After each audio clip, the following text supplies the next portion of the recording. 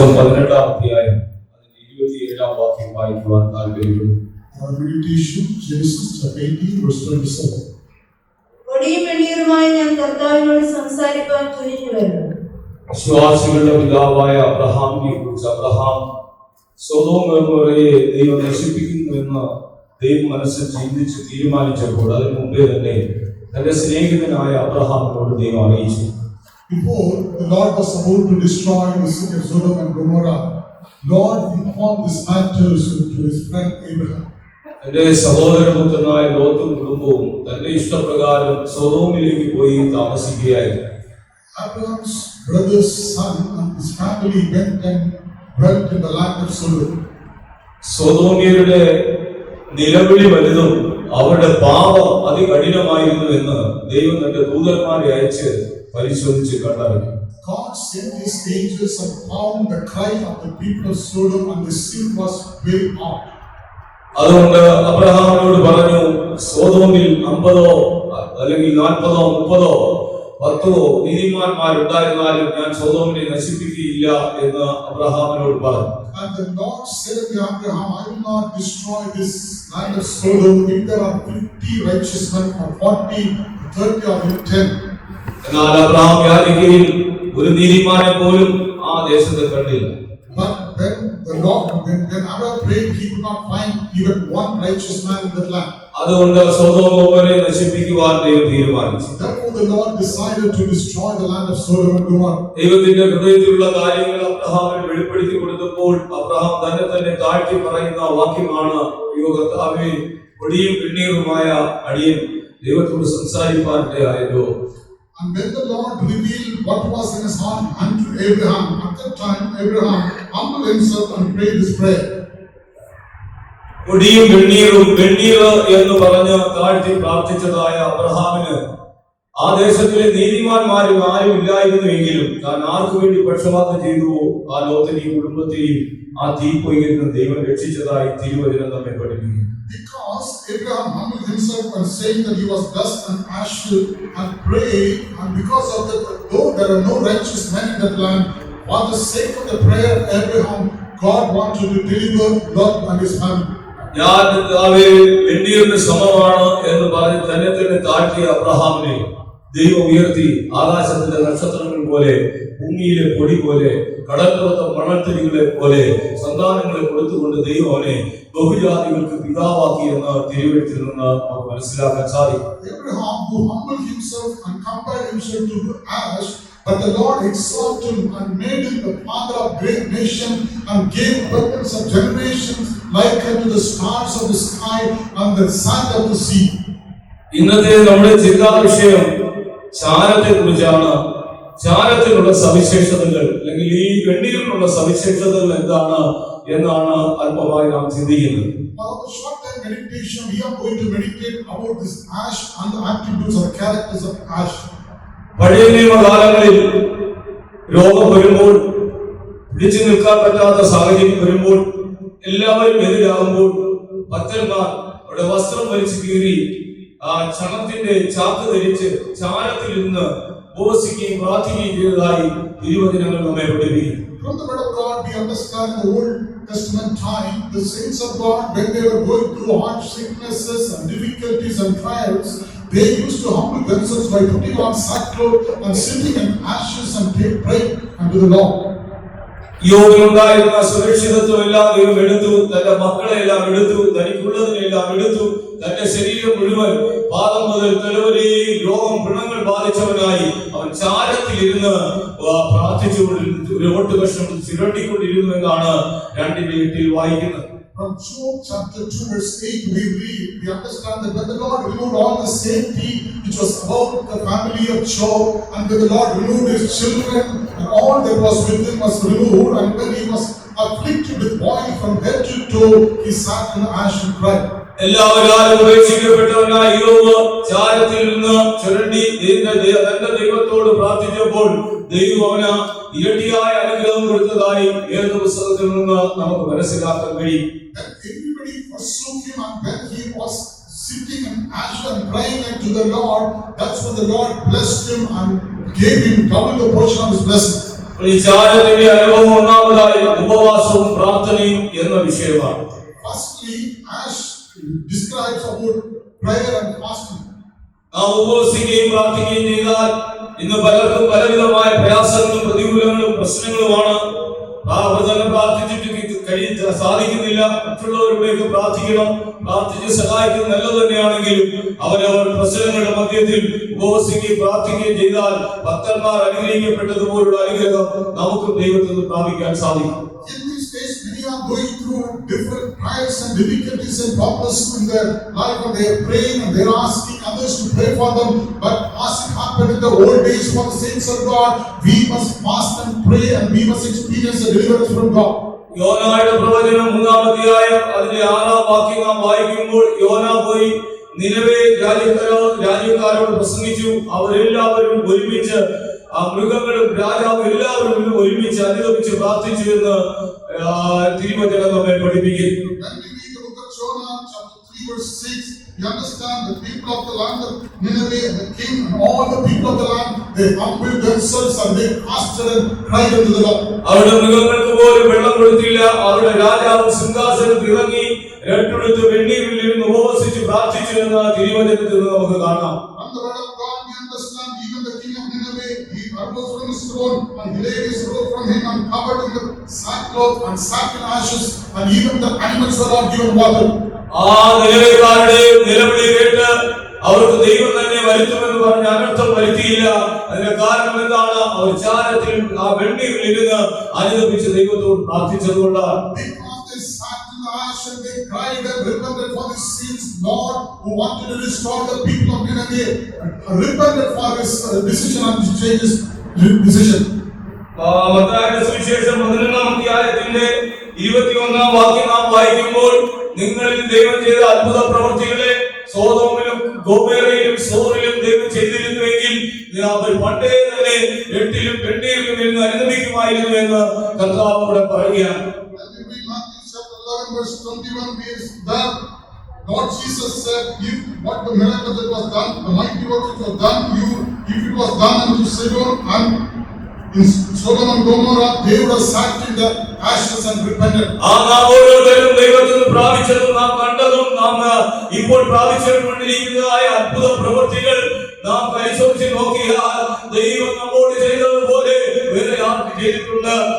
If we remember, examine how many wonderful things and the marvelous mighty things the Lord has done in our life, where has the Lord done such a wonderful thing in our life? നമ്മോട് ദൈവം കാണിച്ച കരുണ പോലെ സോദോമിനോടും ഗൊമോരയോടും ദൈവം പറഞ്ഞിരുന്നുവെങ്കിൽ അവർ എന്തേ എട്ടിലും വെണ്ണീരിലും അനുദപിക്കുമായിരുന്നു എന്ന് കർത്താവിനോട് പറയുകയാണ്. The Lord says, if the mighty things which was done among you, it was done unto the people of Sodom, they would have sat on the ashes and repented. അതുകൊണ്ട് കേൾക്കുന്ന പ്രിയമുള്ളവരെ, ദൈവം നമ്മുടെ എല്ലാവരുടെയും ജീവിതത്തിൽ അത്ഭുതം ചെയ്തിട്ടുണ്ട്. എന്നാൽ ഉപവസിക്കുകയും പ്രാർത്ഥിക്കുകയും ദൈവത്തോട് അടുത്ത് വരുന്ന അനുഭവത്തിൽ പലരും പുറകോട്ട് പോയിക്കൊണ്ടിരിക്കുകയാണ്. Beloved, the Lord has done great and mighty things in every one of our life, but many have gone back in praying and fasting and sitting in the presence of God.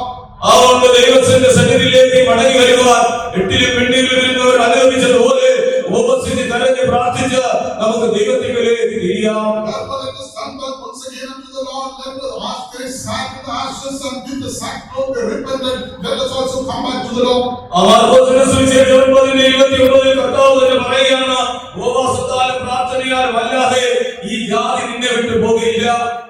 The book of Mark chapter 9 verse 29 we see something this kind can come forth by nothing but by prayer and fasting. ആ ഉപവാസത്താലും പ്രാർത്ഥനയാലും അല്ലാതെ നമുക്കെതിരെ പോരാടുന്ന ദുഷ്ടശക്തി നമ്മെ വിട്ടു പോകത്തില്ല. Without fasting and prayer, the evil spirit which is working against will not depart from us. Abraham ചാരമാണ്, ഞാൻ വെണ്ണീറാണെന്ന് പറഞ്ഞ് ദൈവത്തോട് പ്രാർത്ഥിച്ചപ്പോൾ താൻ ആർക്ക് വേണ്ടി പ്രാർത്ഥിച്ചു അവരെ വിടുവിച്ചതുപോലെ നമ്മുടെ ഓരോരുത്തരുടെ പ്രശ്നങ്ങൾക്ക് വേണ്ടി ഉപവസിച്ച് പ്രാർത്ഥിച്ചാൽ ദൈവം നമുക്ക് വേണ്ടി എഴുന്നേറ്റ് പ്രവർത്തിക്കുക. When Abraham humbled himself and said, I am just as the Lord heard his prayer and delivered the person for whom he was praying. ആകയാൽ എന്നെ കേൾക്കുന്ന പ്രിയമുള്ളവരെ, തീരുമാനമെടുക്കുക. നമുക്ക് ദൈവത്തിന്റെ ഭാഗത്തേക്ക് തിരിയാം, ഉപവസിക്കാം, പ്രാർത്ഥിക്കാം, കർത്താവിന്റെ വരവിനായി ഒരുങ്ങാം. Therefore, beloved children of God, make a decision to once again come back to the Lord. Let us fast and pray and come closer to the Lord. അടുത്തതായി ചാരത്തിന്റെ മറ്റൊരു അനുഭവം എന്താണ്? ഭാരമില്ല. ചാരത്തിന് വെയിറ്റില്ല, ഭാരമില്ലാത്ത അവസ്ഥയാണ്. The second nature of ashes that it is very light, it doesn't have much weight. സങ്കീർത്തനം 55 സങ്കീർത്തനത്തിന്റെ 22 വാക്യത്തിൽ വായിക്കുന്നു, ഭാരമൊക്കെ യഹോവയുടെ മേൽ ചുമത്തിക്കൊള്ളുക, അവൻ നിന്നെ പുലർത്തും. When we read Psalm chapter 55 verse 11, 22, 55:22, we see, cast thy burden upon the Lord and he shall sustain thee. നിന്റെ ഭാരം യഹോവയുടെ മേൽ വെച്ചുകൊള്ളുക, അവൻ നിന്നെ പുലർത്തും. നിന്റെ ഭാരം യഹോവയുടെ മേൽ വെച്ചുകൊള്ളുക, അവൻ നിന്നെ പുലർത്തും. Cast thy burden upon the Lord and he shall sustain thee. ദൈവത്തിന്റെ ആത്മാവ് നമ്മോട് സംസാരിച്ചത് ഭാരങ്ങളും വേദനകളും ഉള്ളവരോട് പറയുകയാണ്. ദൈവം പറയുന്നു, ഭയപ്പെടേണ്ട, ഞാൻ നിന്നോട് കൂടെ ഉണ്ട്, ഞാൻ നിന്റെ കരത്തിൽ വഹിച്ചുകൊള്ളാമെന്ന്. ദൈവശബ്ദം കേൾക്കുമ്പോൾ ഹൃദയത്തെ കഠിനപ്പെടുത്തിയാൽ, അത് സ്വീകരിക്കാതിരുന്നാൽ നമുക്ക് ഒരു പ്രൊട്ടക്ഷൻ ഉണ്ടാകത്തില്ല. Today we heard from the Spirit of God that to keep the burden upon him and bear him, and if we do not listen or if we harden our heart to the voice of the Lord, we will not be able to get the deliverance. 68 സങ്കീർത്തനത്തിന്റെ 19 വാക്യം വായിക്കുമ്പോൾ, നാൾതോറും നമ്മുടെ ഭാരങ്ങളെ ചുമക്കുന്ന ദൈവം. Again in Psalm 68:19 we see, blessed is the Lord who daily loadeth us or carries our burdens. നാൾതോറും ഓരോ നാളും നമ്മുടെ ഭാരങ്ങളെ ദൈവം ചുമക്കുന്നത് കൊണ്ടാണ് ഇന്ന് നാം സന്തോഷത്തോടുകൂടെ ഈ ലോകത്തിൽ ജീവിക്കുന്നത്. Because our Lord is carrying all our burden every day, that is why we are happy living in this world. നമ്മുടെ ഭാരത്തിന്റെ 25% 50% ഒരല്പമെങ്കിലും ചുമക്കുവാനുള്ള ത്രാണി നമുക്കില്ല. We do not have the strength or ability to carry even 25% or 50% or even a little portion of our burden. എന്നാൽ നമ്മുടെ ഭാരത്തിന്റെ ആ വലിപ്പമോ അതിന്റെ ഭാരമോ ദൈവം നമ്മെ കാണിക്കാതെ ഞാനത് വഹിച്ചുകൊള്ളാമെന്ന വാഗ്ദത്തം തന്ന് ജനത്തെ ദൈവം നടത്തുകയാണ്. But the Lord carries all our burden without showing the magnitude of the burden that we have. നമുക്ക് വിവിധ രീതിയിലുള്ള ഭാരങ്ങളും വേദനകളുമാണ് മനുഷ്യ ജീവിതത്തിൽ ഉണ്ടാകുന്നത്. In the life of human beings there are much pain and burdens. അപ്പന് മക്കളെ കുറിച്ചുള്ള ഭാരം, The father has worries about the children. 1 ശമൂവേലിന്റെ പുസ്തകം 9-ാം അധ്യായത്തിന്റെ 5-ാം വാക്യത്തിൽ നാം അവിടെ വായിക്കുമ്പോൾ, വായിക്കാൻ സമയമില്ലാത്തതുകൊണ്ട് പറഞ്ഞു പോവുകയാണ്, അവിടെ തന്നെ ശമൂവേലിന്റെ അപ്പൻ തന്റെ 2 കഴുതകളെ തേടിപ്പിടിച്ച്, കാണാതെ പോയ കഴുതകളെ തേടിപ്പിടിച്ച് വിടുവാനായി ശൗലിനെയും ഒരു ബാല്യക്കാരനെയും കൂടി അയക്കുകയാണ്. 1 Samuel chapter 9 verse 5 we read that the father of Saul sent Saul and his servant to find the ass that was missing. എന്നാൽ അവർ നടന്ന കഴുതകളെ തേടി അലഞ്ഞു, കഴുതയെ കണ്ടുകിട്ടിയില്ല. And they were wandering around looking for that ass.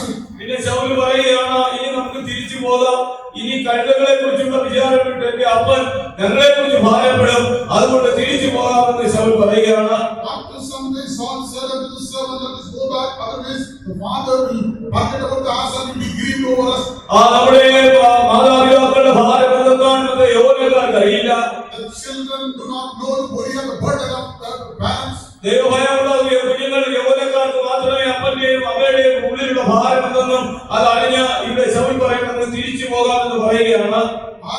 Only the children of God who have the fear of God will be able to understand the burden of pain in the hearts of the parents. ആ പിതാവിന്റെ ഹൃദയത്തിലുള്ള ഭാരത്തെ അറിഞ്ഞതായ Saul, Saul knew what will be the burden in the heart of the father. തന്റെ ബാല്യക്കാരനിലൂടെ നമുക്കിവിടെ ഒരു ദർശനമുണ്ട്. ഈ ദർശനത്തിന്റെ അടുക്കൽ പോയി പ്രാർത്ഥിച്ചാൽ നമ്മുടെ കഴുതകളെ തിരിച്ചു കിട്ടുമെന്ന് ഒരു വാക്ക് പറയുവാനിടയായി. There is a bird seer who will be able to tell us wherever asked, let us go and talk to him. അങ്ങനെ ആ ദർശനത്തിന്റെ അടുക്കലേക്ക് പോയതായ ഈ ശൗല് തിരിച്ച് വീട്ടിലെത്തുമ്പോൾ ഇസ്രായേലിലെ രാജാവായി അഭിഷേകം ചെയ്യപ്പെട്ടവനായി തിരിച്ച് വീട്ടിലേക്ക് വന്നു. By the time he returned back to his own home, he was anointed as a king of Israel. ഒരു യൗവനക്കാരനോ യൗവനക്കാരിയോ ഒരു മാതാവിന്റെയും പിതാവിന്റെയും ഹൃദയത്തിന്റെ ആഴത്തെ അറിഞ്ഞ് അവരുടെ ഹൃദയത്തെ തണുപ്പിച്ചാൽ, പ്രിയ യൗവനക്കാരാ, പ്രിയ യൗവനക്കാരിയെ, ദൈവം നിന്നെ അനുഗ്രഹിക്കും. Beloved children, you are the youth. Understand that if you are able to bring healing or coolness to the heart of your parents, God will definitely bless you. കഴുതയെ തേടി പോയതായ ശൗല് രാജാവായി അഭിഷേകം ചെയ്യപ്പെട്ടവനായി വീട്ടിലേക്ക് തിരികെ വരാനിടയായി. And Saul, who went seeking after the asses, when he returned back to his home, he became the anointed king of Israel. മാതാപിതാക്കളെ കർത്താവിനെ അനുസരിക്കുന്ന ദൈവമക്കളെ, യൗവനക്കാരെ, ദൈവം അവരുടെ പഠനത്തിലും അവരുടെ എല്ലാ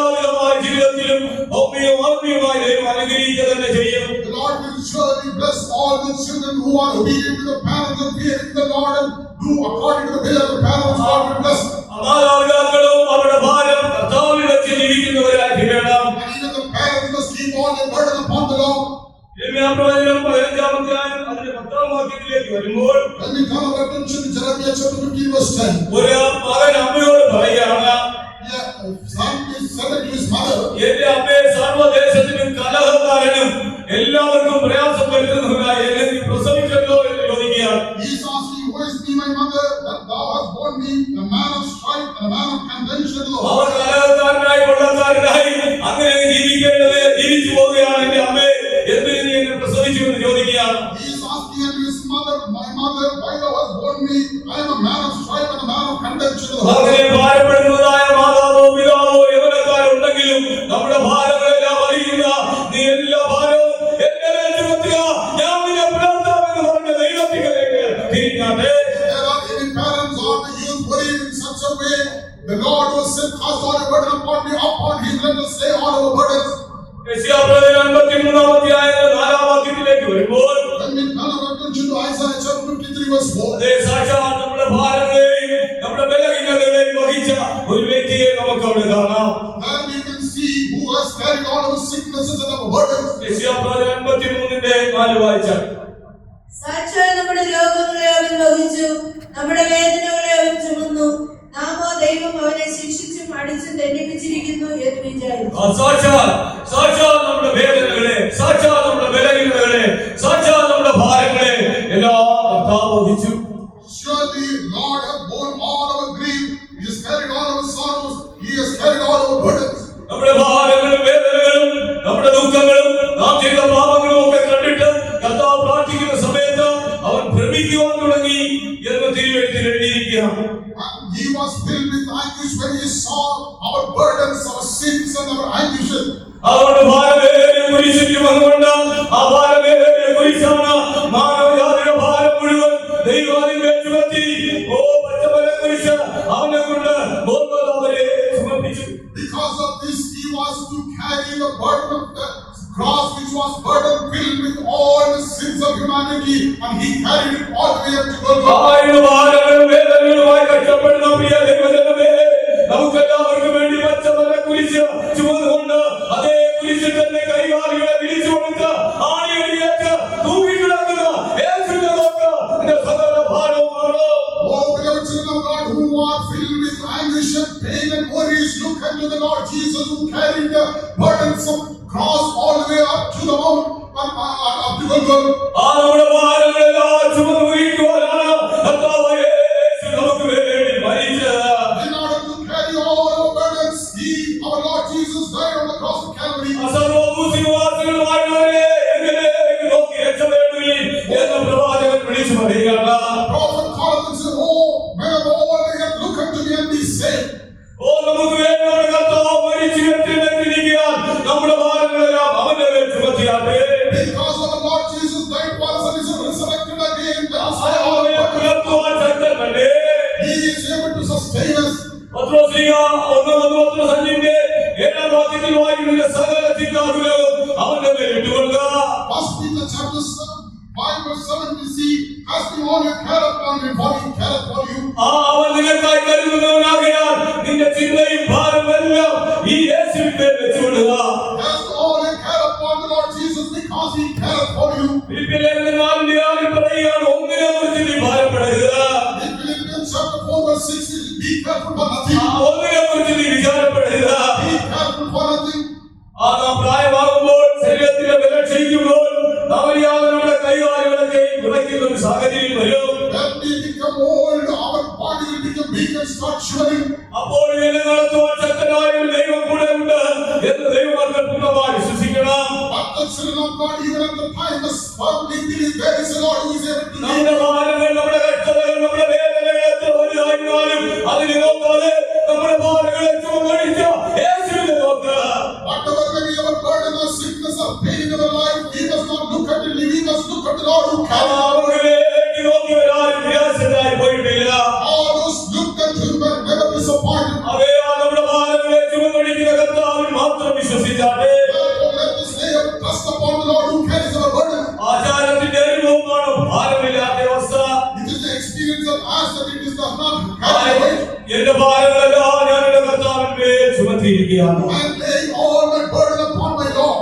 ആ നമ്മെ ഭയപ്പെടുത്തുന്നതായ പ്രശ്നങ്ങൾ ഉണ്ടാകും ചില സാഹചര്യങ്ങളിൽ. At certain times, situations may arise and there will be fearful things coming against us. അവരെല്ലാം നാം ദൈവത്തിൽ മാത്രം ആശ്രയിക്കണം. But in all the situations, we must trust only upon the Lord. ഏത് കൊടുങ്കാറ്റിലും ഏത് പെരുങ്കാറ്റിലും ഏത് സമുദ്രത്തിന്റെ ആഴത്തിലും എന്നെ താങ്ങുവാൻ ആ കഴിവുള്ള ഒരു കരത്തെയാണ് ഞാൻ വിശ്വസിക്കുന്നത് എന്ന് ദൈവമക്കൾ വിശ്വസിക്കണം. All the children of God must firmly believe there is a hand which will be able to sustain in the midst of tempest and storms in the middle of the sea. മറ്റുകാരെ ഇങ്ങനെ പാടുകയാണ്. There's couples of songs that says,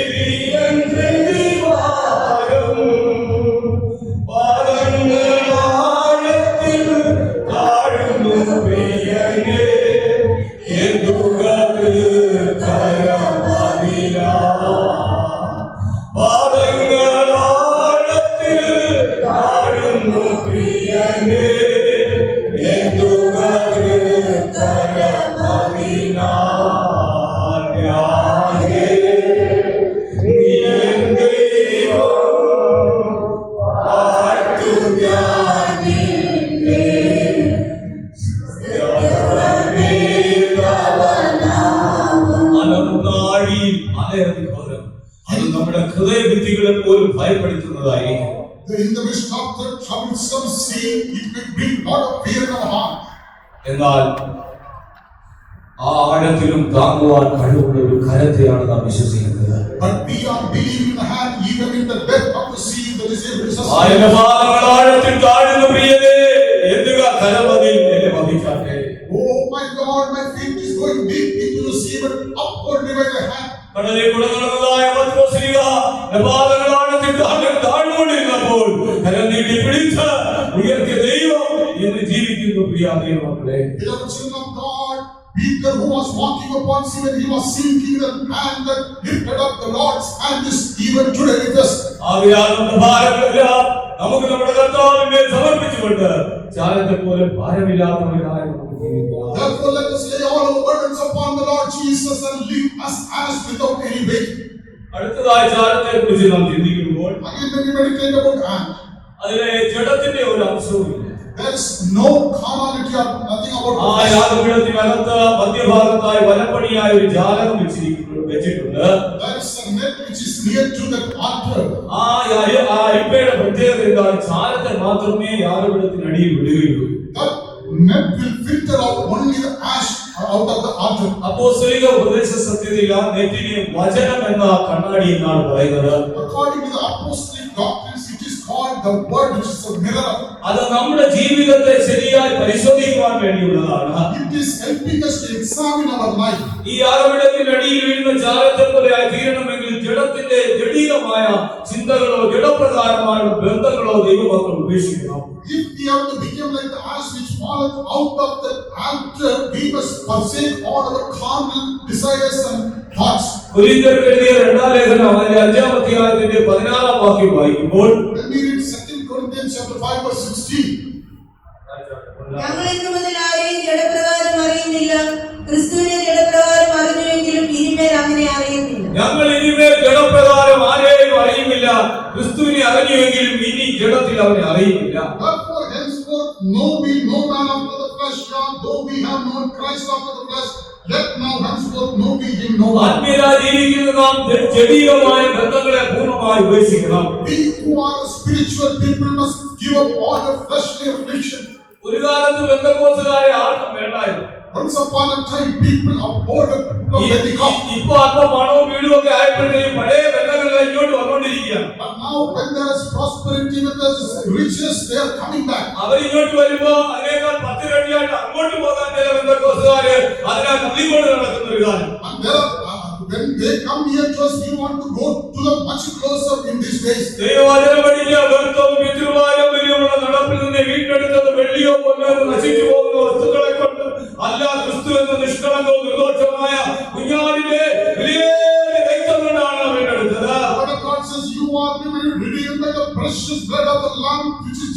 Christ not by gold or silver which are perishable. അതുകൊണ്ട് ആത്മീയ കാര്യങ്ങളിൽ അപ്പനോ അമ്മയോ സഹോദരങ്ങളോ ഇവരോട് ആരും ബന്ധപ്പെട്ടിട്ട് ആർക്കും ആത്മീയമായി വളരുവാൻ സാധിക്കത്തില്ല. By having common connections with the relations, you cannot grow spiritually in your life.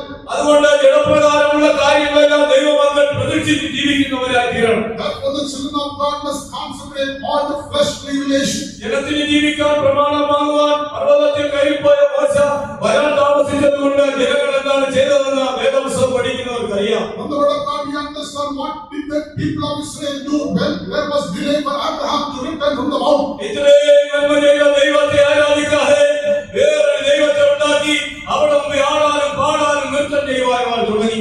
They forgot the Lord who did so many wonders and miracles, and they made a graven image and started dancing and worshiping Him. ആ കോപിച്ച് മോശ ഇറങ്ങി വന്നിട്ട് ആ എല്ലാവരോടും പറഞ്ഞു ദൈവപക്ഷത്തുള്ളവർ മാറി നിൽക്കാൻ പറഞ്ഞു. And when Moses came down, he was filled with wrath and said, those who are on the side of God, Levi Shimei മാത്രം മാറി നിന്നു. only Levi and Shimei stood up on one side. മാറി നിന്നവരോട് പറഞ്ഞു നിങ്ങൾ വാളെടുക്കാൻ പറഞ്ഞു. And he asked them to take this sword. ആത്മീയ കാര്യങ്ങളിൽ ദൈവമക്കൾ ജഡികമായ ബന്ധങ്ങളെ മുറിക്കേണ്ടതിനെ മുറിച്ചു തന്നെ ജീവിക്കണം. Even the spiritual matters, wherever it is required, the children of God must cut off all the fleshly relations. ആവർത്തന പുസ്തകം 33-ാം അധ്യായം അതിലെ 9-ാം വാക്യം വായിക്കുന്നു. When we read Deuteronomy chapter 33 verse 9, അവൻ അപ്പനെയും അമ്മയെയും കുറിച്ച് ഞാൻ അവരെ കണ്ടില്ല എന്ന് പറഞ്ഞു. സഹോദരന്മാരെ അവൻ ആദരിച്ചില്ല, സ്വന്തം മക്കളെന്ന് ഓർത്തതുമില്ല. നിന്റെ വചനം അവർ പ്രമാണിച്ചു, നിന്റെ നിയമം കാത്തുകൊള്ളുകയും ചെയ്തു. ആ അപ്പനെ ഓർത്തില്ല, അമ്മയെ ഓർത്തില്ല, സഹോദരനെ ഓർത്തില്ല, മകനെ ഓർത്തില്ല, മകളെ ഓർത്തില്ല. പറഞ്ഞ കൽപ്പന പ്രകാരം വാളുകൊണ്ടവരെല്ലാം വെട്ടിയടിക്കും. they did not see if it was a father or mother or brother or sister or any relation, or they took the sword according to commandments. ആ ദൈവത്തിന്റെ വചനത്തെ അവർ പ്രമാണിച്ചു. Because they upheld the word of God. ആ യാഗപീഠത്തിന്റെ നടുക്കായി ഒരു വചനം എന്ന ജാലകമുണ്ട്. There is a legend below the altar, that is the word of ആ God. ജാലകം മാത്രമേ നിന്നെ ജാലമാക്കി മാറ്റുകയുള്ളൂ. Only the mud will filter out all that. അതിൽ ജലത്തിന്റെ ഒരു അംശം പോലുമില്ല. There is no part of flesh is in there. ജലപ്രകാരം ഞാൻ ആരെയും അറിയുന്നില്ല. I know nobody by flesh. യേശു പറഞ്ഞു അപ്പനേക്കാൾ അമ്മയേക്കാൾ എന്റെ മക്കളെക്കാൾ അധികം എന്നെ പ്രിയപ്പെടാത്തവരാരും എന്നെ സ്നേഹിക്കാത്തവരാരും എനിക്കുള്ളവരല്ല. Jesus said, anyone who does not love me more than a father and mother and brother, he shall not be my disciple. അതുകൊണ്ട് ആത്മീയ ജീവിതത്തിൽ അവരവർ തന്നെ ദൈവത്തോട് അടുക്കുവാൻ ദൈവികമായ ബന്ധങ്ങളെ കുറിച്ചാണ്. Therefore, everyone to draw closer to the Lord in the spiritual life, you must keep away from the fleshly ആ relations. ക്രിസ്തുവിനെ പോലും ജഡത്തിൽ ഞാൻ അറിയുന്നില്ല, ആത്മാവിൽ മാത്രമേ അറിയുന്നുള്ളൂ എന്ന് ഇവിടെ അപ്പോസ്തലൻ പറയുകയാണ്. And the apostle says, I know not Christ by flesh, but by spirit alone. ദൈവികമായ ബന്ധമില്ലാതെ ജീവിക്കുന്ന ജീവിതം അല്പ കഷ്ടമാണ്, ദുഃഖകരമാണ്. It is difficult and sometimes grievous to keep away from the fleshly relations. ആ ചിലരെയൊക്കെ മുറിച്ചു കളയുക, മാറ്റി നിർത്തുക എന്ന് പറഞ്ഞാൽ നമ്മുടെ കരട് പറിച്ചെടുത്ത് കളയുന്നതിന് തുല്യമാണ്. Sometimes it is equal to plucking out heart when we have a cutting off of a relation. ആ എനിക്ക് കരട് വേണ്ട, എന്റെ ദൈവം മതിയെന്ന് വെക്കണം. But you should say, I need only my Lord ആ Jesus. ദൈവമില്ലാത്ത ധ്യാനത്തെ പോലെ കാണണം. We must become like the ass which does not have a content of flesh. ഗലാത്യലേഖനം 2-ാം അധ്യായം 20-ാം വാക്യത്തിൽ വായിക്കുന്നു. Galatians chapter 2 verse 20 we read, എന്റെ കർത്താവ് എനിക്ക് വേണ്ടി ക്രൂശിക്കപ്പെട്ടു. my Lord was crucified for me. അതിന്റെ ഞാൻ ഈ ജഡത്തിൽ ജീവിക്കുന്നത് എന്തിനു വേണ്ടിയാണ്? Why am I in this flesh? ആ എന്നെ സ്നേഹിച്ച് എനിക്ക് വേണ്ടി ജീവനെ കൊടുത്ത കർത്താവിനുള്ള വിശ്വാസത്താൽ അത്രേ. I live by the faith in the Son of God who loved me and gave himself for me. ആ കർത്താവ് എനിക്ക് വേണ്ടി ക്രൂശിക്കപ്പെട്ടിരിക്കുകയാണ്.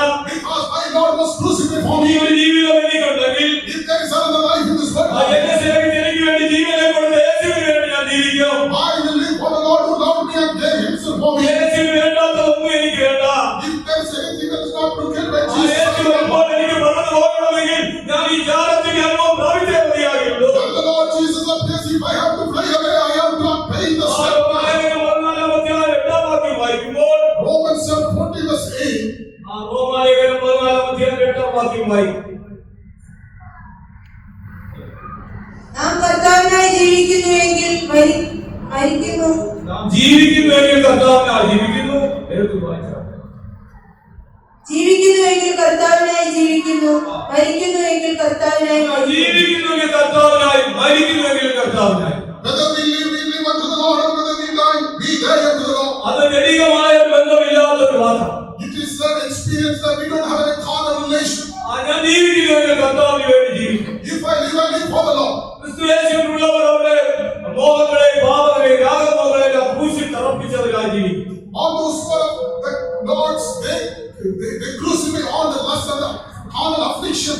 ക്രിസ്തുയേശുവിൽ ഭക്തിയോടെ ജീവിക്കുവാൻ ആഗ്രഹിക്കുന്നവർക്ക് സകല വിധത്തിലും ഉപദ്രവം ഉണ്ടെങ്കിലും Everyone who decides to live in Christ have tribulations.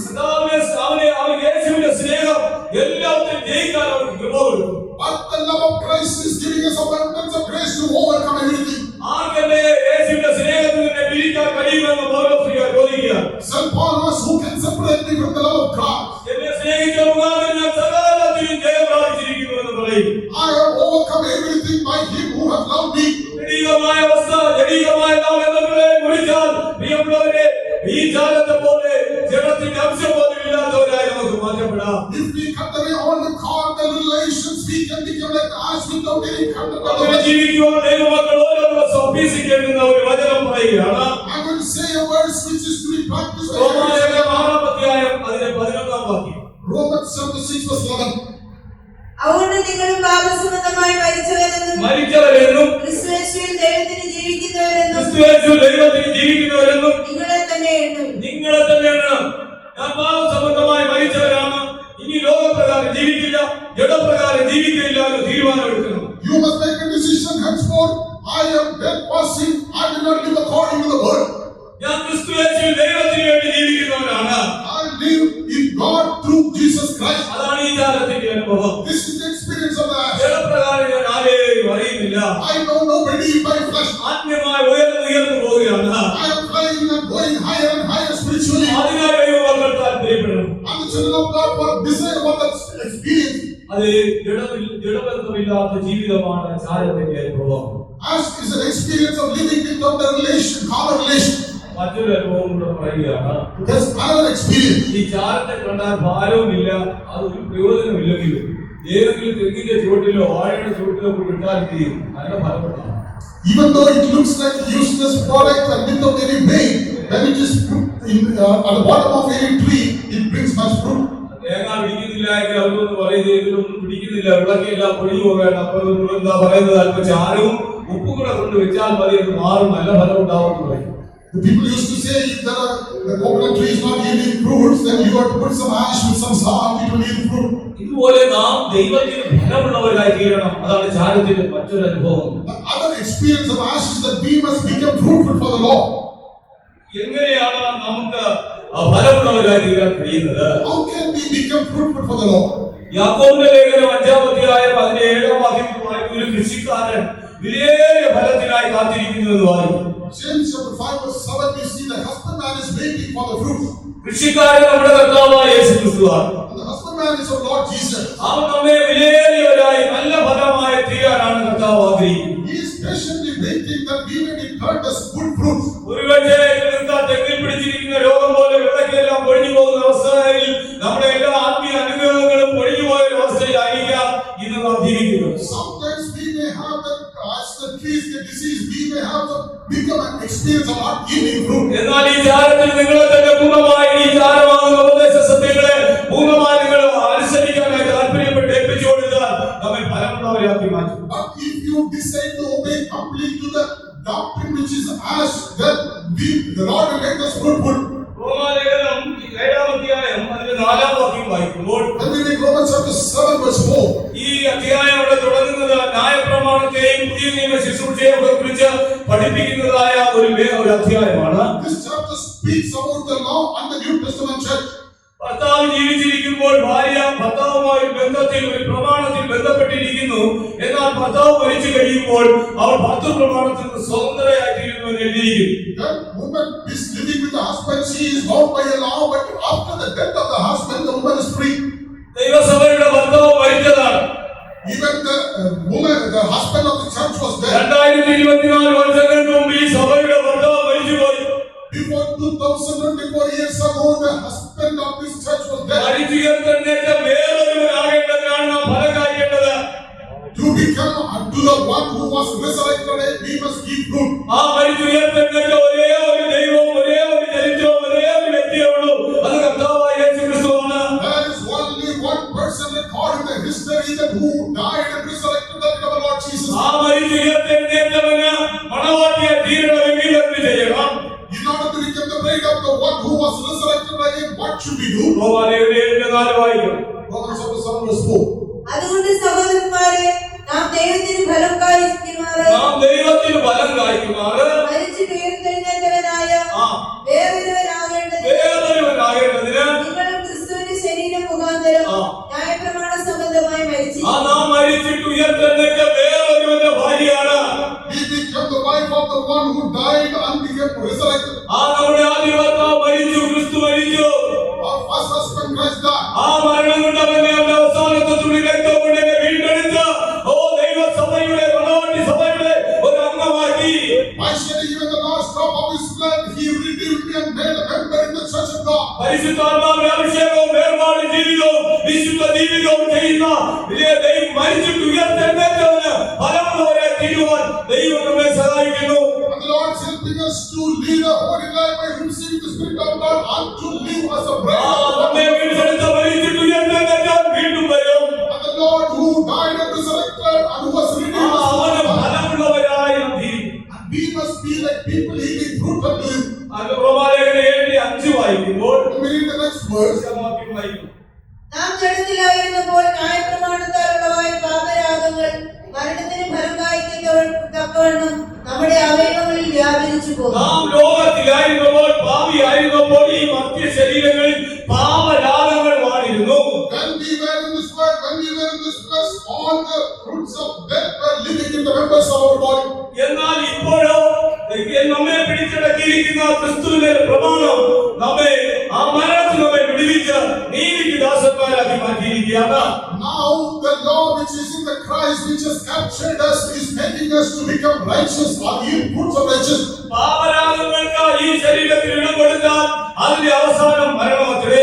If we yield our members for the sins of the death, then the end will be death. റോമാലേഖനം 6-ാം അതിലെ 20-21 വാക്യങ്ങൾ വായിക്കുമ്പോൾ And in Romans chapter 6 verse 20 and 21. ഒരു കാലത്ത് പാപത്തിന് ദാസന്മാരായി പാപം പ്രവർത്തിക്ക് വേണ്ടി ഏൽപ്പിച്ചു കൊടുത്ത ഈ ശരീരത്തെ ഇപ്പോൾ നിങ്ങൾ ചിന്തിച്ചു നോക്ക്. നിങ്ങൾക്ക് ലജ്ജ തോന്നുന്നില്ലേ? അതിൽ നിങ്ങൾ തുടർന്നാൽ നിങ്ങൾ മരിക്കും. And we read that when we were the servants of sin, we were free from righteousness. What fruit had we done in those things whereof we are not ashamed? 20-21 വായിച്ചാൽ നിങ്ങൾ പാപത്തിന് ദാസന്മാരായിരുന്നപ്പോൾ നീതിയെ സംബന്ധിച്ച് സ്വതന്ത്രരായിരുന്നുവല്ലോ. നിങ്ങൾക്ക് അന്ന് എന്തൊരു ഫലമുണ്ടായിരുന്നു? ഇപ്പോൾ നിങ്ങൾക്ക് ലജ്ജ തോന്നുന്നത് തന്നെ. ഇപ്പോൾ നിങ്ങൾക്ക് ലജ്ജ തോന്നുന്നില്ലേ എന്ന് ചോദിക്കുകയാണ്. He is asking, are you not thinking about not ashamed? 22-ാം വാക്യത്തിൽ വായിക്കുന്നു, ആ പാപത്തിന്റെ ശമ്പളം മരണം, എന്നാൽ ദൈവത്തിന്റെ കൃപാവരമോ വിശുദ്ധീകരണം, അതിന്റെ അന്തം നിത്യജീവനമാകുന്നു. But now on 22nd verse we read, ye have fruit unto holiness and everlasting life, for the wages of sin is death. അതേ വിശുദ്ധിയുടെ ആത്മാവിനെ അവയവങ്ങളിൽ നാം ഇടം കൊടുത്താൽ നമുക്ക് ലഭിക്കുന്ന പ്രതിഫലം ഇതാണ്, വിശുദ്ധീകരണം, അതിന്റെ അന്തം നിത്യജീവൻ. If we give room for the Spirit of holiness, this will be the reward. We will have the gift of God is eternal life through Jesus Christ. അതിനാൽ ആത്മാവിന്റെ ഫലം പുറപ്പെടുവിക്കുന്നവരായി നമുക്ക് ജീവിക്കാം. Therefore let us live yielding the fruits of Spirit. ആത്മാവിന്റെ ഫലം എന്ന ഗലാത്യലേഖനത്തിൽ നാം പഠിക്കുന്നുവല്ലോ. In the epistle of Galatians we read about the fruits of Spirit. ആയാൽ നിത്യജീവൻ എന്ന ഫലത്തിന് വേണ്ടി നമുക്ക് പ്രാർത്ഥിക്കാം. Therefore let us pray for the fruit which is the eternal life. നമ്മുടെ ഈ അവയവങ്ങളെ പാപരാഗങ്ങൾക്ക് വേണ്ടി ഏൽപ്പിച്ചു കൊടുക്കാതെ Let us not yield our members for sinfulness. മരിച്ചിട്ട് ഉയർത്തെഴുന്നേറ്റവന് ഫലമുണ്ടാകുവാൻ ഫലം കായ്ക്കത്തക്ക രീതിയിൽ ഒരു ജീവിതം നമുക്ക് ചെയ്യാം. Let us do it like that we may be able to yield fruits unto Him who has resurrected. മരിച്ചിട്ട് ഉയർത്തെഴുന്നേറ്റത് കൊണ്ടാണ് 16,000 അതിശ്രേഷ്ഠനായി മാറിയത്. Because He died and was resurrected again, therefore He became great fairer than He was. സങ്കുളമുള്ളവരായിരിക്കുന്നത് പോലെ നിങ്ങൾ സങ്കുളമുള്ളവരായി തീരുവിനെന്ന് കർത്താവ് ജനത്തെ പഠിപ്പിപ്പാനിടയായി. Jesus taught to the people that ye shall be perfect as your Father is perfect. ആകയാൽ പ്രിയമുള്ളവരെ, മരിച്ചിട്ട് ഉയർന്നേറ്റത് നമ്മുടെ മണവാളന് ഫലമുള്ളവരായി ജീവിക്കുവാൻ ദൈവം നമ്മെ സഹായിക്കട്ടെ. Therefore let the Lord help all of us to yield fruits unto our bridegroom, our Lord Jesus, who was resurrected again. അടുത്തതായി ചാരത്തെക്കുറിച്ചുള്ള പ്രമാണമാണ്. Next we see about the law concerning Ash. ലേവ്യാപുസ്തകം 6-ാം അധ്യായത്തിൽ എഴുതിയിട്ടുണ്ട്. We read that in Leviticus chapter 6. ലേവ്യാപുസ്തകം 6-ാം അധ്യായത്തിന്റെ 10-ാം വാക്യം വായിക്കുമ്പോൾ When we read the 6th chapter 10th verse. ഇവിടെ ജാരത്തെ കുറിച്ചുള്ള പ്രമാണം എഴുതിയിട്ടുണ്ട്. There is a law concerning the ashes. ശുശ്രൂഷിച്ചുകൊണ്ടിരിക്കുന്ന പുരോഹിതൻ വെള്ളവസ്ത്രം ധരിച്ചുകൊണ്ട് ഈ ചാരം തുളച്ച യാഗപീഠത്തിന്റെ അകത്തിട്ടിരിക്കണം. ബാക്കി ചാരം എടുത്തുകൊണ്ട് അവൻ പാളയത്തിന് പുറത്ത് വെണ്ണീരിടുന്ന സ്ഥലത്ത് കൊണ്ടുപോയി കളയണം. He must leave some small amount of the ash within the altar and take the remaining ash and go out of the camp. ഈ യാഗപീഠത്തിന് അകത്തിടുന്ന ചാരം ദൈവമക്കൾ അവരുടെ ജീവിതത്തിലെ സാക്ഷി ജീവിതത്തെയാണ് വെളിപ്പെടുത്തുന്നത്. The ash which is put back into the altar shows the testimonial life of the children of God. എന്റെ സാക്ഷ്യം നഷ്ടപ്പെടുത്തി എനിക്ക് ജീവിതം വേണ്ട എന്ന് വെക്കണം. We must make a decision, sir. I must not lose my testimonial life. ജീവപര്യന്തം കർത്താവിന്റെ സാക്ഷിയായി ജീവിക്കാൻ നാം ആഗ്രഹിക്കണം. We must desire to live a life of ഒരു testimony. കാരണവശാലും ഒന്നിനാലും നമ്മെ മാറ്റി നിർത്താൻ ഇടയാകരുത്. Nothing should be able to separate us. പുരോഹിതൻ ചാരവുമായി പാളയത്തിന് പുറത്തു പോവുകയാണ്. Again, the priest is going with the remaining ash out of the camp. എബ്രായലേഖനം 13-ാം അധ്യായത്തിന്റെ 11, 12, 13 വാക്യങ്ങൾ വായിക്കുമ്പോൾ When we come to Hebrews chapter 30 verse 13, 14 and 15, വീടുകളിൽ പോയി വായിച്ചാൽ മതി. സമയപരിമിതി കൊണ്ട് നിർത്താൻ പോവുകയാണ്.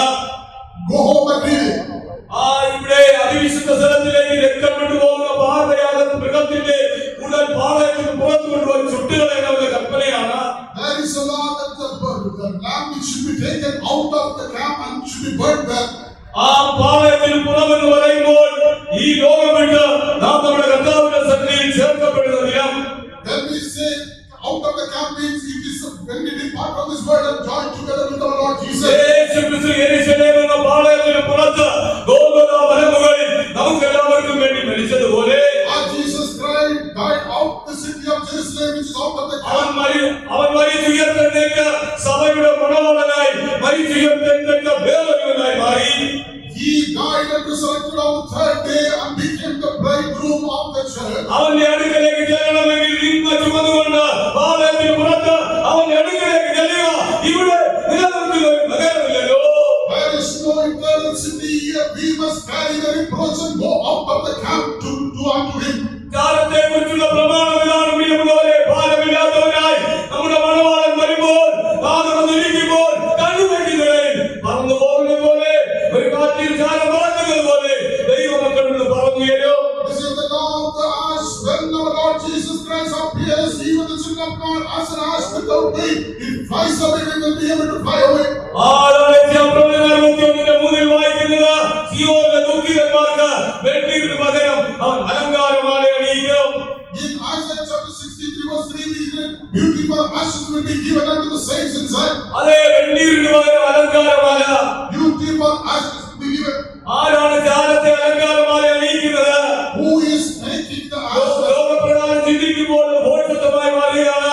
When we see it from a worldly perspective, it is foolishness. എന്നാൽ ഈ ചാരത്തിന്റെ അനുഭവത്തെ കേൾക്കുന്നവരായ ദൈവമക്കളെ, But the children of God who are listening to this message, നിങ്ങൾ ഭാരമില്ലാത്തവരായി തീരുമ്പോൾ, when they become light without any burden, പ്രകാരമുള്ള ജീവിതം ഉപേക്ഷിക്കുമ്പോൾ, when you forsake the മരിച്ചു carnal life, ഉയർത്തെഴുന്നേറ്റവന് ബലമുള്ളവരായി തീരുമ്പോൾ, when you become fruitful, അവൻ നമ്മെ ചേർത്തുകൊള്ളുന്നു. He will gather us അവൻ up. നമ്മെ അലങ്കാരമാല അണിയിക്കും.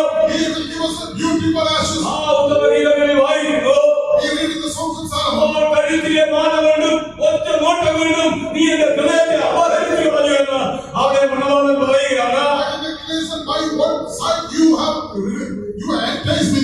ആ ദൈവമക്കൾ ദൈവത്തിൽ ആശ്രയിക്കുമ്പോൾ When the children of God trust in God, ഭാരങ്ങളിനകത്ത് വഹിക്കും. the Lord will carry all their burdens. അവരുടെ പ്രകാരം ജീവിക്കാതെ വരുമ്പോൾ When they do not live a life of ദൈവം God, ദൈവങ്ങൾക്ക് നൽകും. Lord will give them victory. ആ ഫലമുള്ളവരായി തീരുമ്പോൾ When they become our fruitful, ജീവിച്ചതിനനുസരിച്ചുള്ള പ്രതിഫലം ദൈവം എടുക്കാം. according to the light, the Lord will give them ഇവിടെ അലങ്കാരമാല എന്ന് പറയുന്നത് ഓരോ ദിവസവും നാം കേൾക്കുന്നതായ സത്യമാണ്. ആ മാലയുടെ ഓരോ മുത്തുകളും നിന്റെ കഴുത്തിൽ അണിഞ്ഞ് കർത്താവിന്റെ വരവിനായി കാത്തിരിക്കുമ്പോൾ the necklace of beauty will be the word of message, the word of God which we listen every day, and it will be as a beauty in the coming of the Lord. അപ്പോസ്തലന്മാർ ദൈവസഭയെ അലങ്കാരമാല അണിയിച്ച് ആ മഹാരാജാവിന്റെ മുമ്പാകെ കൊണ്ടുപോയി present ചെയ്യുകയാണ്. The apostles will prepare the church by putting on the beautiful necklace and then present the church before the Lord. അതേ ഒറ്റ നോട്ടം കൊണ്ടും കഴുത്തിലെ മാല കൊണ്ടും ആ മണവാളന്റെ ഹൃദയത്തെ ഈ മണവാട്ടി അപഹരിച്ചെടുക്കുകയാണ്. I want to look at this, the bride will be able to entice the bridegroom towards him.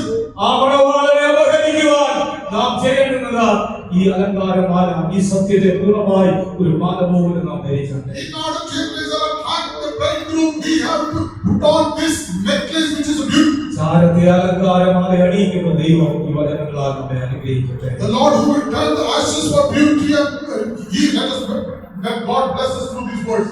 എല്ലാവരും കണ്ണുകളടച്ച്